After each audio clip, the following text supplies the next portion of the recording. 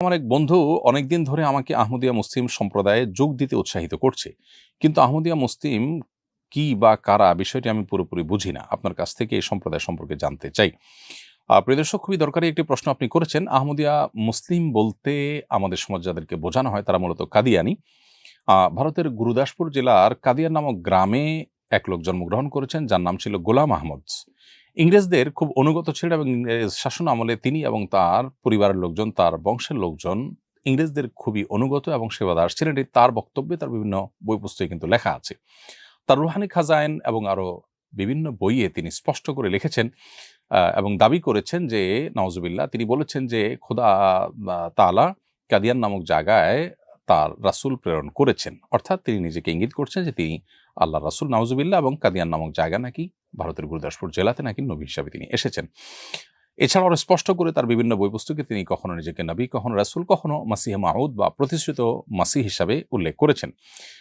ইসলামের আকীদা এবং বিশ্বাসের একটা মৌলিক জায়গা হলো যে আপনাকে নবী করিম সাল্লাল্লাহু আলাইহি সাল্লাম আল্লাহর রাসূল সেটি বিশ্বাস যেমন করতে হবে। আশহাদু আল্লা ইলাহা ইল্লাল্লাহ, আশহাদু আন্না মুহাম্মাদুর রাসূলুল্লাহ। আল্লাহর একত্ববাদের সাক্ষ্য দেওয়া এবং মুহাম্মদ সাল্লাল্লাহু আলাইহি সাল্লাম আল্লাহর রাসূল হওয়ার সাক্ষ্য দেওয়া, এটা যেমন আমাদের ঈমানদার হওয়ার জন্য জরুরি, ঠিক একইভাবে রাসূল করিম সাল্লাল্লাহু আলাইহি সাল্লাম যে আল্লাহর শেষ নবী, শেষ রাসূল, তারপরে আর কোন নবী বা রাসূল আসবেন না, এই কথার সাক্ষ্য দেওয়াটাও কিন্তু আমাদের ঈমানের গুরুত্বপূর্ণ একটি পার্ট বা অংশ।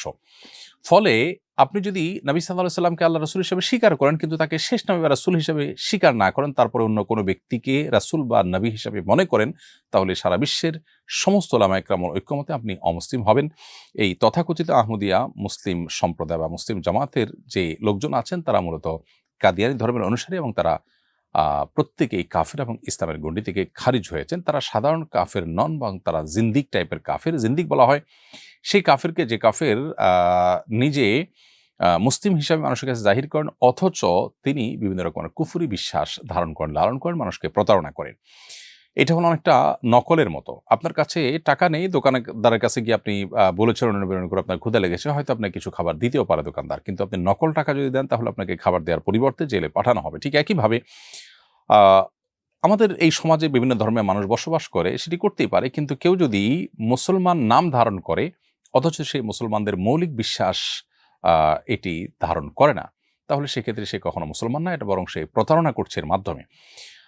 অতএব কোনো একটা জুতা কোম্পানির মতো, অন্য ১০টা জুতা কোম্পানির মতো আপনি জুতার একটা কোম্পানি খুললেন, আপনি একটা প্রোডাক্ট বের করলেন, একটা ব্র্যান্ড বের করলেন, আপনি কেনাবেচা করলেন যথাযথ নিয়ম অনুযায়ী, আইন শৃঙ্খলা সবকিছু মেইনটেইন করে।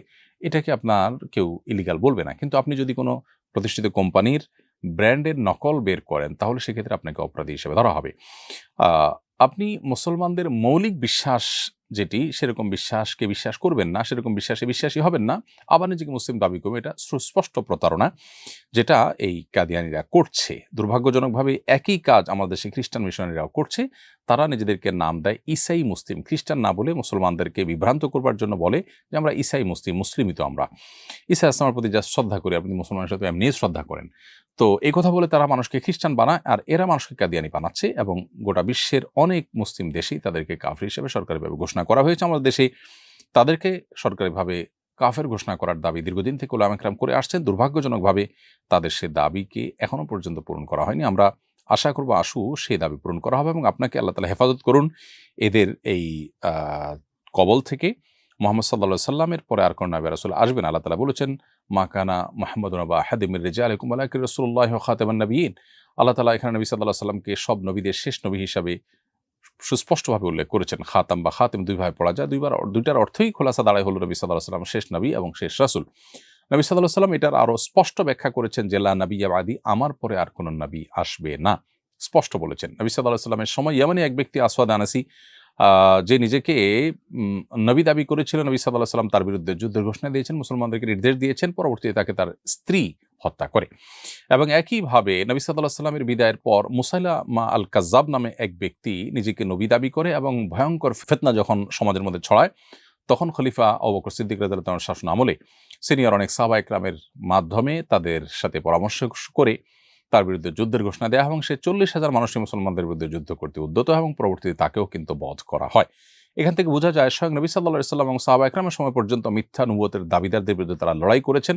অন্য ধর্মাবলম্বীরা তাদের ধর্ম পালন করেছেন, কিন্তু মুসলমানদের নাম ভাঙিয়ে অমুসলিম কেউ সমাজের মধ্যে মুসলমানদেরকে বিভ্রান্ত করবে সেই সুযোগ তাদেরকে দেওয়া হবে না, এবং এটি দেওয়াটা কখনো ন্যায্য হতে পারে না। এই জন্য নবী সাল্লাল্লাহু আলাইহি ওয়াসাল্লাম পরিষ্কারভাবে বলেছেন, আমার পরে সালাসুনা কাযাবুন ৩০ জন মিথ্যাবাদী পৃথিবীতে আসবে, কুল্লুহুম ইয়াজআমু আন্নাহু নবী, প্রত্যেকে ধারণা করবে সে নবী, অথচ লা নাবিয়্যা বা'দি, আমার পরে আর কোনো নবী আসবে না। অতএব কাদিয়ানী যারা তারা নিজেদেরকে আহমদিয়া মুসলিম জামাত পরিচয় দেয়, তারা গোলাম আহমদ কাদিয়ানীকে নবী বা রাসূল মনে করে। আজকাল তারা এটাকে ঘুরিয়ে পেঁচিয়ে অস্বীকার করার চেষ্টা করে, অথচ তাদের যে সমস্ত লিটারেচার আছে, তাদের যে সমস্ত বই পুস্তক আছে, সেখানে পরিষ্কারভাবে তাকে নবী এবং রাসূল হিসেবে উল্লেখ করা আছে বা তিনি দাবি করেছেন। অতএব তার অনুসারী হওয়া ইসলাম থেকে খারিজ হওয়া শামিল। সাধারণ অমুসলিমের সাথে জিন্দিকের পার্থক্য হলো, জিন্দিক সে সাধারণ অমুসলিমের চাইতে অনেক জঘন্য, কারণ সে প্রতারণা করে এবং মুসলমানদেরকে বিভ্রান্তির মধ্যে ফেলে। অতএব এখান থেকে বেঁচে থাকার চেষ্টা করতে হবে। আমাদের দেশে সোশ্যাল মিডিয়াতে আহমদিয়া মুসলিম জামাত অথবা ইসাই মুসলিম জামাতের নামে কাদিয়ানীরা কিংবা খ্রিস্টানরা তাদের ধর্ম প্রচার করছে অত্যন্ত সুকৌশলে, কখনো গরিব মানুষদেরকে টার্গেট করে খ্রিস্টান মিশনারি লোকজন তাদেরকে লোভে ফেলে প্রলোভন দিয়ে তাদেরকে ধর্মান্তরিত করছে এবং বিভিন্ন রকমের সুযোগ সুবিধা তাদেরকে বিভিন্ন জায়গায় দিচ্ছে। দেশের প্রত্যন্ত অঞ্চলে, পার্বত্য অঞ্চলে, উত্তরবঙ্গে গরিব এলাকার লোককে টার্গেট করে তারা কাজ করছে। কয়দিন আগে যশোরে পিকনিকের নামে কিছু মানুষকে তারা খ্রিস্টান ধর্মে দীক্ষিত করেছে। এর আগে ফরিদপুরের একটি ঘটনা, তারা সাদা কাপড় পরে পুরোহিতের বেশে তারা সমাজে বসবাস করছে এবং ঘোরাফেরা করছে, অথচ তারা তলে তলে খ্রিস্টান মিশনারির মাধ্যমে তারা খ্রিস্টান ধর্মে মানুষকে দীক্ষিত করছে প্রলোভন দিয়ে। পূর্ব তিমুর সহ সুদানের কিছু কিছু এলাকা, যেগুলোতে একসময় মুসলমানদের বসবাস ছিল, কিন্তু পরবর্তীতে খ্রিস্টানদের আধিপত্যের কারণে উপনিবেশিক শাসন আমলে এবং তার পরবর্তী সময়ে খ্রিস্টান মিশনারিগুলোর কারণে সেখানে কিন্তু খ্রিস্টানদের আধিপত্য হতে হতে শেষ পর্যন্ত মুসলমান দেশ থেকে বিচ্ছিন্ন হয়েছে। আমাদের পার্বত্য অঞ্চলকে আমাদের দেশ থেকে বিচ্ছিন্ন করবার জন্য, উত্তর অঞ্চলের কিছু অংশকে বিচ্ছিন্ন করবার জন্য নানা ষড়যন্ত্র চলছে। আমাদের দেশে কিছু অসাধু প্রশাসনিক কর্মকর্তা আছেন যারা সামান্য কিছু সুযোগ সুবিধা গ্রহণ করে হয়তো তারা এই সমস্ত কাজ দেখেও না দেখার ভান করেন। বিভিন্ন ওলামা ইকরাম তাদের কাছে নালিশ করতে গেলে উল্টা তারা হ্যারাসমেন্টের শিকার হন। অতএব কাদিয়ানীদের অমুসলিম ঘোষণা করা এবং খ্রিস্টান মিশনারিগুলোর এই সমস্ত অপতৎপরতা বন্ধ করা, এটি আমাদের ধর্মীয় কারণে যেমন খুবই জরুরি, ঠিক তেমনিভাবে আমাদের রাষ্ট্রের নিরাপত্তার জন্য খুবই আবশ্যক একটি বিষয়। আমাদের প্রত্যেককে যার যার জায়গা থেকে এখানে সোচ্চার হতে হবে। আস-সুন্নাহ ফাউন্ডেশন, উম্মার স্বার্থে সুন্নাহর সাথে।